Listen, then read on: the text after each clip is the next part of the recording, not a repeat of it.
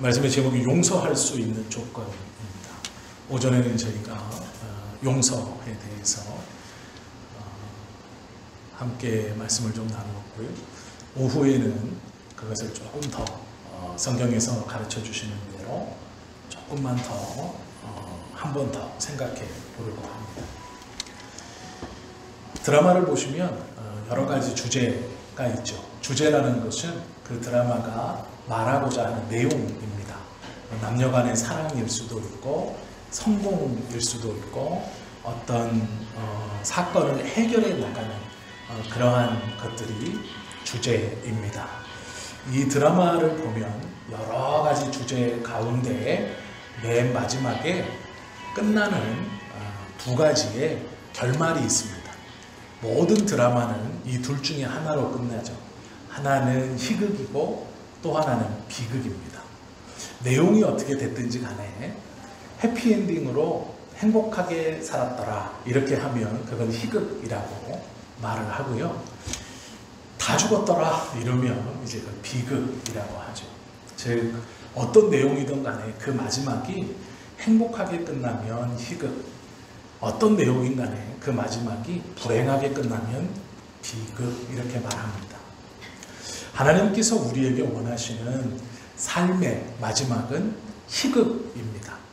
절대로 비극이 아니고 행복하게 끝나기를 원하고 계시죠. 하나님께서 우리 인생의 마지막을 희극으로 끝나기를 원하시는 것처럼 우리의 삶의 중간도 그 과정도 희극으로 끝나기를, 희극으로 진행되기를 원하고 계십니다. 하나님께서 원하시는 것처럼 희극의 삶, 즉 기쁘고 즐거운 삶을 살아가는 제일 눈에 띄고 좋은 방법은 만날 만한 사람을 잘 만나는 겁니다. 내 인생에서 꼭 필요한 사람, 만날 만한 사람을 만나 기뻐하고 즐거워하는 것, 그것이 희극의 삶의 과정입니다. 우리의 삶이 비극인 것은 만나지 않아야 될 사람을 계속 만난다는 데 있습니다. 우리 삶이 정말로 하나님의 뜻처럼 희극, 기쁨의 삶인가? 그러면 내가 지금 누굴 만나고 그 사람을 만났을 때 내 마음이 어떤가를 한번 곰곰이 생각해 보시면 됩니다.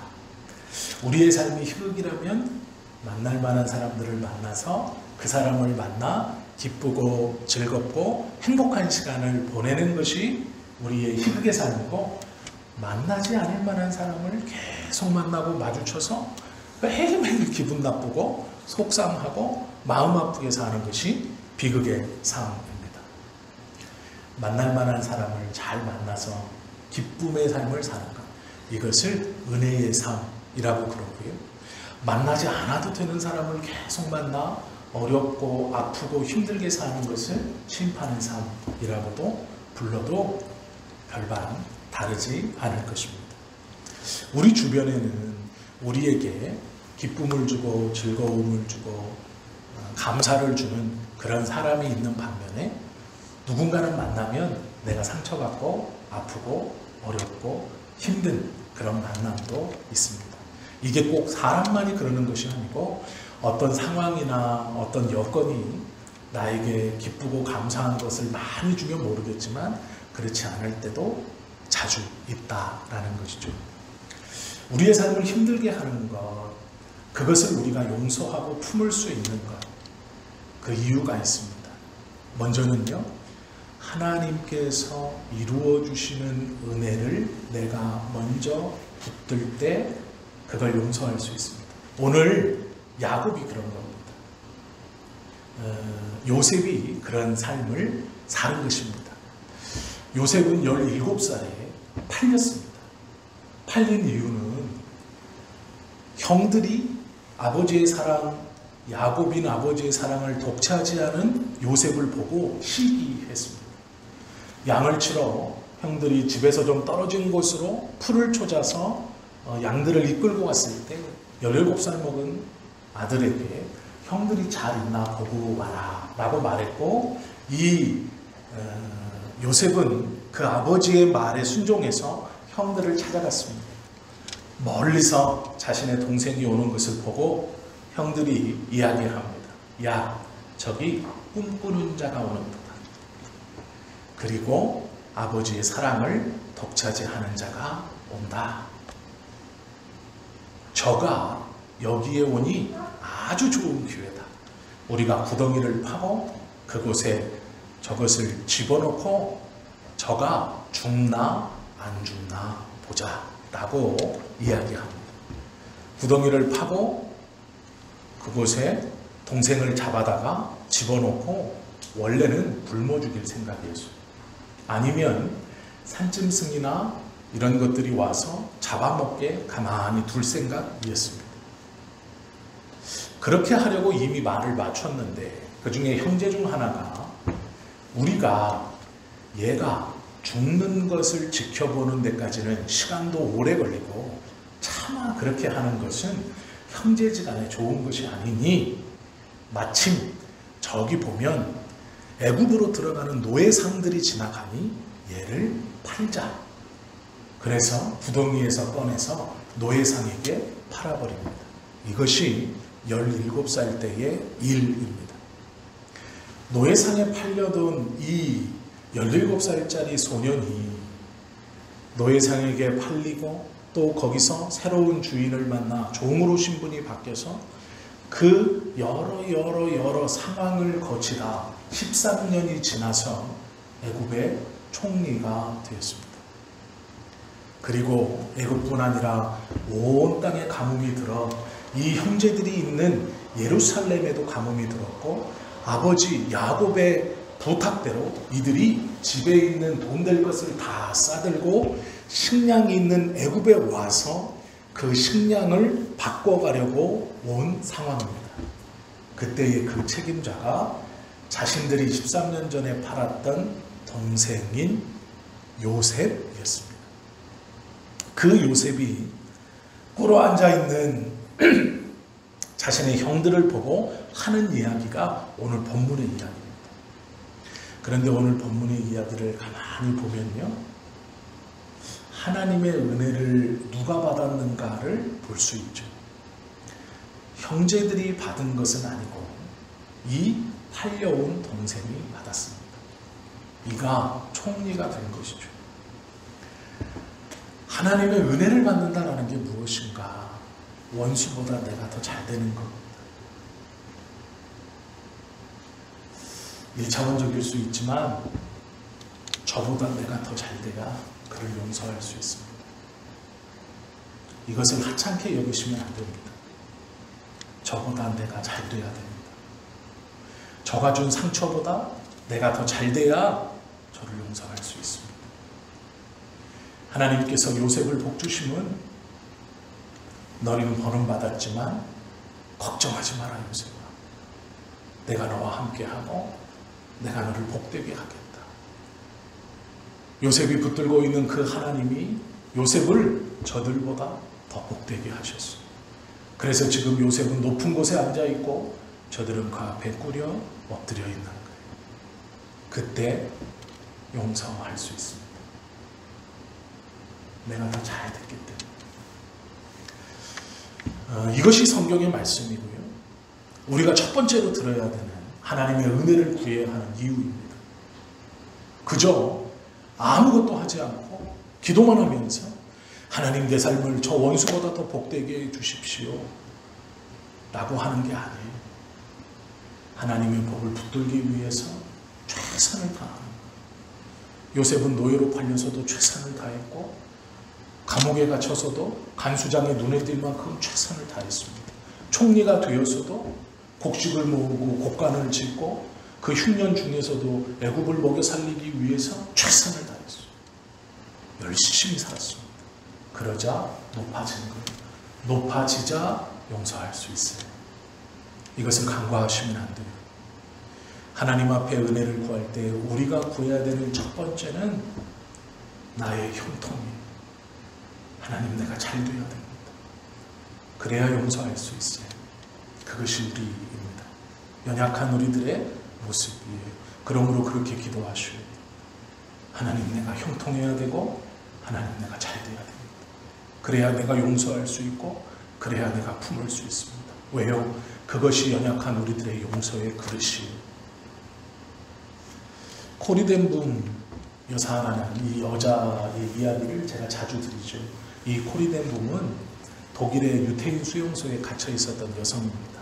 정확히 말하면 유대인들을 도와주다가 갇혀 들어간 여자예요. 독일 수용소에 있었는데 여러 수용소에서 이제 지내다가 나왔고 자신이 독일 수용소에서 겪었던 이야기들, 거기서 붙들었던 하나님에 대한 이야기들을 책으로 써서 그 책이 유명해지고, 그래서 이제 독일, 오히려 자기가 갇혀 있었던 유태인들을 핍박했던 그 독일 교회에 다니면서 2차 대전이 끝난 이후에, 종전 이후에 간증을 하러 다녔던 여자예요. 굉장히 유명한 그러한 여성이죠. 이 여성이 독일의 뮤니히라는 지역의 교회에서 간증을 했어요. 서로 사랑하고 용서하십시오 라는 제목의 말씀이었습니다. 그러면서 자기가 수용소에서 겪었던 일들을 간증하면서 하나님이 그곳에서 자기에게 주셨던 은혜들을 고백했고, 자기가 그곳에 붙들었던 하나님이 전쟁이 끝난 뒤 아무것도 남아있지 않은 자기에게 글을 쓰게 하셨고, 그 책이 여러 권이 팔리고 함으로 자기가 지금 이렇게 교회를 돌아다니면서 간증하고 그때의 일을 하나님의 은혜다라고 고백하고 있습니다. 그러니 하나님을 붙드시고 여러분도 하나님의 사랑으로 서로를 용서하십시오, 사랑하십시오, 이렇게 말을 했어요. 설교가 다 끝나고 교회 뒤에서 인사를 하는데 한 노인이 와가지고 손을 내밀었습니다. 오늘 주신 말씀에 은혜를 많이 받았습니다. 그런데요, 이 코리덴붕이라는 여자가 단숨에 알아봤어요. 지금 내 앞에 있는 이 넙수룩한 노인의 이름이 라벤스부룩이라고 하는 수용소의 간수였다는 것을 눈치챘습니다. 매일 눈앞에서 보았기 때문에, 그리고 그 수용소에서 자신의 친언니가 고문 가운데 죽어갔다는 것을 알고 있었어요. 그런데 신분을 숨기고 이 독일의 농촌의 노인처럼 지금 예배를 드리고 자기 앞에 와서 은혜를 받았다고 손을 내미는 이 사람이 그 수용소의 간수인 걸 단번에 알아봤어요. 자기가 지금 뭐라고 설교했습니까? 용서하라고 설교했잖아요. 그런데 그 사람이 눈앞에 와서 손을 내밀고 있는 거예요. 도저히 받아들일 수가 없죠. 마음에서 잊어버렸던 슬픔, 분노, 원망, 이게 막 일어나는 거예요. 잠깐 동안 그 손을 멀찍이 바라보고 그 사람의 얼굴을 바라보고 기도했답니다. 고백은 이래요. 온몸이 뻣뻣해지면서 심장에 화살이 꽂히는 것 같은 통증이 순간 들었다. 나는 이 사람의 손을 잡아야 되나? 아니, 잡을 수 없었다. 그런데 순간 기도했대요. 하나님, 용서해 주세요. 저를 용서해 주세요. 이 사람을 용서하지 못하는 저를 용서해 주세요. 이렇게 기도했다는 거예요. 그리고 나서 조금 있다가 그 사람의 손을 잡았대요. 그리고 감사합니다 라고 하며 돌아섰대요. 그리고 나서 쓴 게 있어요. 뭐라고 썼냐면, 나는 떳떳이 하나님의 이름을 증거하고 하나님의 나라를 증거하고 하나님의 말씀을 전하는 사람이 되었지만, 저는 자신의 신분을 숨기고 언제 들킬지 불안함 가운데 오늘도 살아가고 있다라는 거예요. 우리가 이걸 잘 보세요. 이 사람의 신앙이 대단해요. 맞아요. 내 피부치를 눈앞에서 죽게 했던 사람, 나에게 정말 씻을 수 없는 모욕과 아픔과 슬픔을 준 사람, 적어도 그것에 동조하면서 나에게 비웃음을 했던 사람, 용서하기 쉽지 않죠. 그러나 이 신앙의 사람이 어떻게 그의 손을 잡고 용서할 수 있느냐? 너는 숨어 살지만 나는 떳떳하게 산다라는 거예요. 이게 먼저 우리가 하나님께 구해야 되는 용서할 수 있는 자의 첫 번째 조건이에요. 회복되어져 더 큰 것을 받았을 때 용서할 수 있습니다.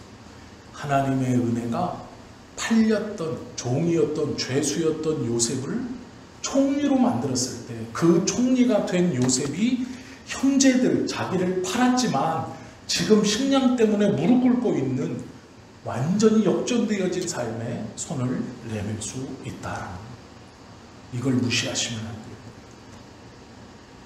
하나님 나로 먼저 하나님의 은혜를 더 많이 받을 수 있도록 내가 저보다 더 성공할 수 있도록 그래서 손 내밀 수 있도록 나에게 하나님의 은혜를 풍성히 주십시오라고 기도하는 것이 먼저예요.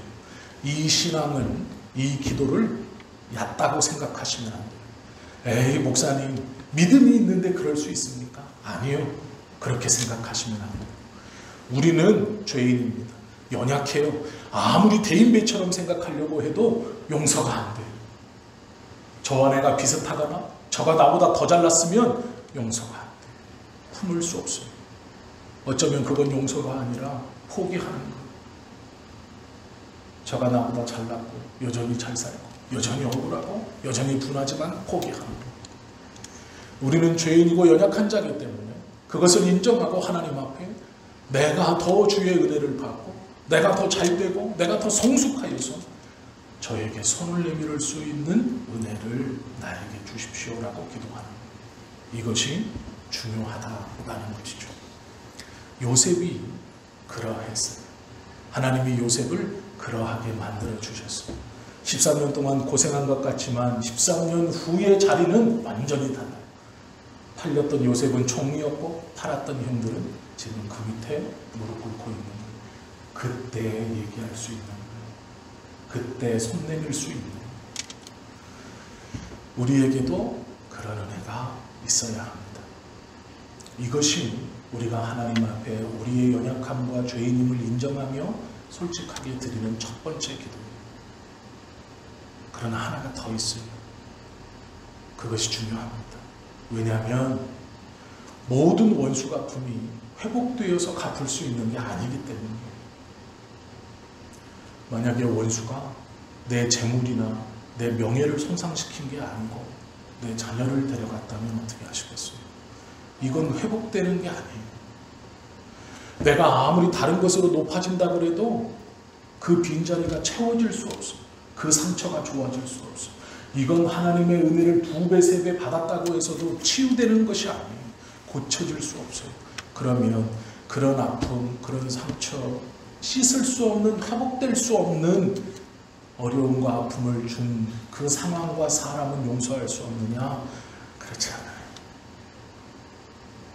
비록 창세기 45장에서 요셉은 총리가 되어서 용서했다. 그러니 우리도 그렇게 기도해야 할 것, 사모할 것은 맞습니다. 그러나 그렇지 못한 상황이 있어요. 회복되지 않는 상처를 안고 그 사람을 또 만나고 심지어는 그 사람에게 손을 내밀어야 할 때가 있다라는 것이죠. 그때가 언제인가요? 어떻게 그렇게 할 수 있나요? 답은 하나예요. 하나님의 경륜을 깨달았을 때입니다. 우리가 하나님의 경륜을 다 깨닫지 못했을 때에 우리의 기도는 우리의 연약함을 인정하고 나의 자금을 인정하고 하나님 앞에 하나님 내가 저보다 더 잘 돼야 됩니다. 내가 저보다 더 높아져야 하고 내가 저보다 더 많아야 되고 내가 저보다 더 풍요로워야 됩니다. 그래야 제가 나의 자금으로도 저 사람에게 손 내밀 수 있습니다. 나에게 그런 은혜와 그런 복을 주십시오라고 기도하는 것. 그러나 하나님의 경륜을 이해하면 그렇게 말하지 않아요. 놀랍게도 요셉은 이렇게 말하죠. 5절에 보십시오. 당신들이 나를 이곳에 팔았다고 해서 근심하지 마소서, 한탄하지 마소서. 하나님이 생명을 구원하려고 나를 당신들보다 먼저 보내셨나이다. 이것이 하나님의 경륜을 깨달은 자의 모습이에요. 불안해하지 마십시오. 두려워하지 마십시오. 나를 팔았다고 무서워하지 마십시오. 당신들이 나를 판 것이 아니라 하나님이 우리를 살리시려고 우리에게 생명을 주시려고 나를 먼저 이곳으로 보내신 것입니다. 이것이 하나님의 경륜을 깨달은 자의 모습이에요. 단순히 높아졌다고만 해서 이렇게 말하는 게 아니라는 것을 나중에 50장 20절에 가면 이 요셉의 고백으로 알 수 있어요. 뭐라고 그러냐면 이렇게 고백합니다. 당신들은 두려워하지 마소서. 그 다음 말이에요. 내가 당신들과 당신들의 자녀를 기르리이다 하고 그들을 강곡한 말로 위로하였더라. 단순히 높아져서 손 내밀었던 거였다면 그냥 식량 주고 끝내는 거예요. 잘 봐라. 난 이렇게 성공했다. 니들이 나를 팔아서 내가 니들에게 식량을 주지 않는 게 아니야. 그래, 식량 줄 수 있어. 그래, 가지고 가서 생을 연명해라. 이게 내가 베풀 수 있는 최대한의 호의다라고 말하고 끝내는 거예요. 그러나 하나님의 경륜을 깨달으면 한 걸음 더 나아갈 수 있어요. 그 일이 다 있은 후에 그의 고백이 걱정하지 마십시오. 내가 당신과 당신의 자녀들 어떠한 해코지도 하지 않습니다.